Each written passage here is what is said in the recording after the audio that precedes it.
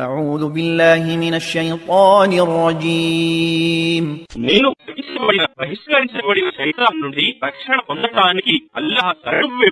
سبحان ربك رب العزة عما يصفون నీ ప్రభువు సర్వలోపాలకు అతీతుడు, సర్వశక్తివంతుడైన ప్రభువు వారి కల్పనలకు అతీతుడు. وسلام على المرسلين మరియు సందేశహరులందరికీ శాంతి కలుగుగాక.